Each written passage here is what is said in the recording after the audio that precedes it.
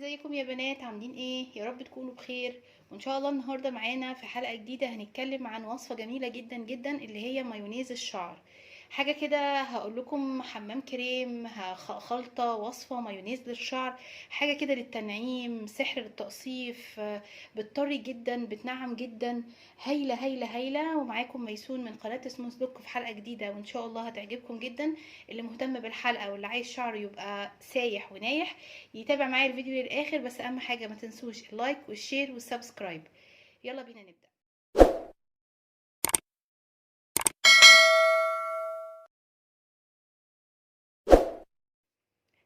بنات، قبل ما ابدا انا عايزه كل اللي يشوف الحلقه يدوس على علامه الجرس، بس لايك وعلامه الجرس. انا مش هتعبكم اكتر من كده علشان بجد ده بيدعمني جدا جدا جدا. النهارده هنتكلم في الحلقه عن مكونين اتنين فقط. هما بيضه يا بنات، بيضه، وما تتخضوش ان احنا هنستخدم البيضه للشعر، وشويه زيت. انا عارفه طبعا ان الزيت غالي دلوقتي، ولكن الوصفه دي يعني فعلا يعني احنا لما بنروح نجيب علبه حمام كريم بنجيبها بقد كده، وبنجيب مثلا شامبو او بلسم او بنجيب كونديشنر للشعر او بنجيب ماسك او امبولات بنجيبها بقد كده. الوصفه دي هتغني عن كل الكلام ده. احنا هنحط، انا مش ماليه الكوبايه زيت قوي، ممكن ما نستغلهوش كمان كله. واحنا هو الوصفه كلها فيها المكونين دول: بيضه والكوبايه الزيت، وكوبايه كمان مش مليانه قوي. هنعمل ايه؟ هنكسر البيضه. تمام، هنكسرها كده. اهم حاجه بقى ان احنا يبقى عندنا هاند بلندر.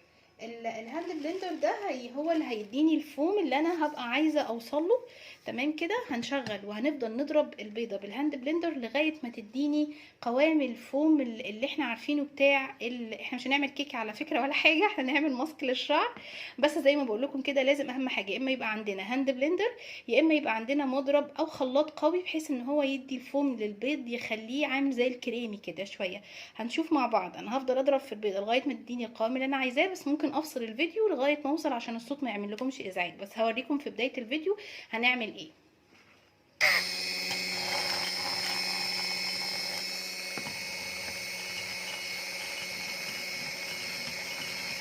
شايفين معايا يا بنات؟ طبعا انا عارفه ان الصوت صعب شويه، عشان كده انا هضطر ان انا افضل اضرب كده لغايه ما اوصل للفوم اللي انا عايزاه. وبعد كده هجيلكم بعد ما اخلص خالص قبل ما اضيف الزيت، عشان برضو اضافه الزيت بيبقى ليها شكل معين ان انا هضيفه. مش هضيفه خلاص، لازم بيبقى فيها شكل معين ان انا بضيف بيه، لان مش هينفع اضيف مره واحده. تمام. ولو ينفع لو تقدروا كمان تحطوه في حاجه عميقه عن كده علشان يضرب معاكم، يتضرب معاكم يعني بشكل كويس، يا ريت.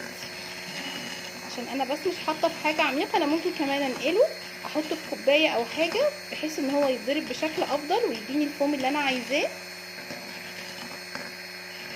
تمام. هو ممكن ياخد شويه وقت مني، عشان كده انا بقولك انا هفصل معاكم الفيديو، هوصل الفوم للشكل، هفضل اضرب فيه كده لغايه الشكل اللي انا هطلع لكم بيه دلوقتي. تمام كده.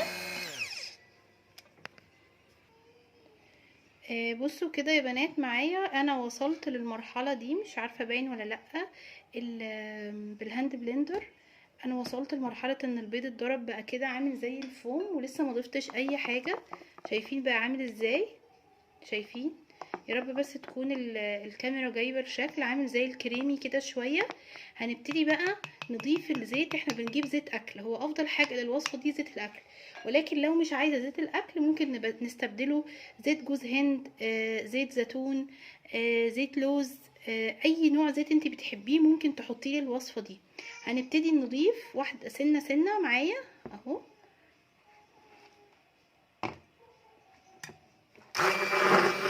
عشان بقى الصوت هنبتدي نضيف الزيت بالتدريج، بس ما نضيفش مره واحده.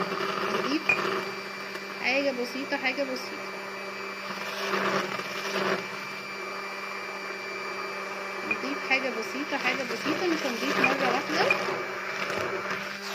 يا رب يكون بس واضح معاكم.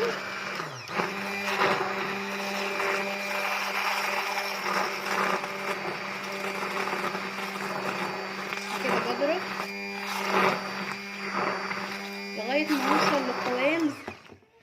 لغايه ما هوصل لقوام شبه الكريم كده شويه، انا عماله بضرب، بضيف وبضرب، هضيف وبضرب. تمام. الزيت بس يكون حاجه بسيطه، حاجه بسيطه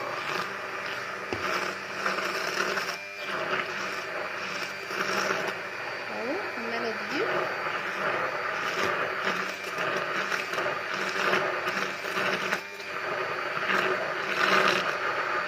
عشان الصوت بس مزعج شويه. على فكره انا كل ما بضيف الزيت كل ما القوام بيتقل معايا اكتر، وبيبقى عامل زي بيتقل معايا، يعني اقدر ان انا استخدمه بالظبط زي المايونيز للشعر. هو المفروض ان انا كده بحط كتير كمان، المفروض ان الوصفه ان انا بحط حبه زيت قليلين، حبه قليلين، يعني ما بحطش بدرجه كبيره.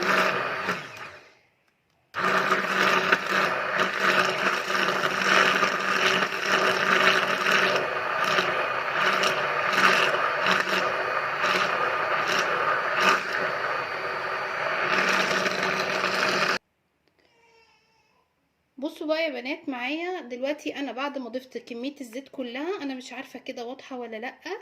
بصوا عامل ازاي زي الكريم بالظبط. ضفت الزيت حبه حبه لكميه البيض اللي كانت عندي، اللي هي البضايه، وبصوا عملت لي كميه قد ايه. على فكره يا بنات الريحه، مفيش ريحه خالص خالص، عشان لو انتوا قلقانين من. بصوا بقت عامله زي الكريم ازاي، يعني برضو حاجه كده تحفه، وهم للشعر حاجه. انا مش عارفه هي واضحه معاكم ولا لا، قولوا لي يا بنات في التعليقات لو هي واضحه معاكم ولا لا. بصوا عامله زي الكريم ازاي، شايفين القوام؟ هو ده اللي احنا هنحطه على الشعر. البيض كل ما هتضربيه مش هيبان له ريحه خالص، يعني مفيش تكاد تكون مفيش ريحه. مفيش حد يقول لي الريحه والبيض والكلام ده، الريحه للبيض مفيش خالص. يعني شايفين؟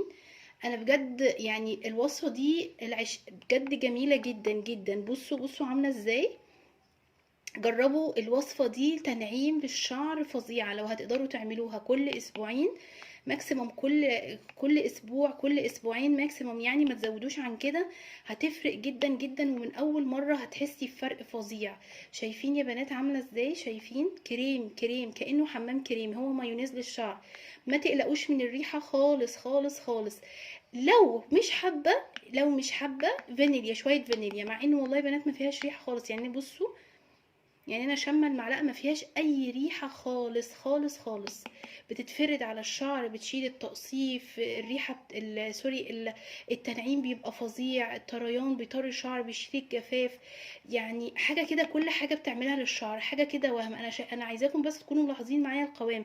اعملوها، اقفلوا معايا الفيديو دلوقتي واعملوها ومجربوها بسرعه. الحكايه مش عايزه غير شويه زيت وبيضه، هتفضلوا تضربوا فيهم لغايه ما توصلوا للقوام الجميل اللي انتوا شايفينه، الكريمي ده. شايفين يا بنات؟ شايفين عامله ازاي؟ كريم بالظبط. حلوه قوي قوي قوي قوي. يا رب يكون الفيديو عجبكم. قوموا يلا اعملوا قبل ما تقوموا، بس اهم حاجه تفعلوا الجرس دي، دوسوا على علامه اللايك والجرس، وشيروا الفيديو لاي حد يهمه ان هو او بيحب الوصفات الطبيعيه بتاعه الشعر. وقولوا لي رايكم بقى، جربوها وقولوا لي رايكم في الكومنتس كده. ان شاء الله هتعجبكم، انا واثقه من كده. ان شاء الله تعجبكم الوصفه دي. ويلا جربوا وقولوا لي، متقلقوش من الريحه. هتسيبوها على شعركم من 5 دقايق. لا سوري يا بنات، مش هتسيبوها 5 دقايق، لا هتسيبوها حوالي نص ساعة. وهتغسلوا شعركم بالشامبو كويس. لو عندكم كاب حراري او عندكم فوطة سخنة هنتعامل لو ما عندناش الكاب الحراري. هتشطفوا، هتغسلوا الشعر بعدها وتفرجوا على جمال شعركم، حاجة كده وهم من الاخر.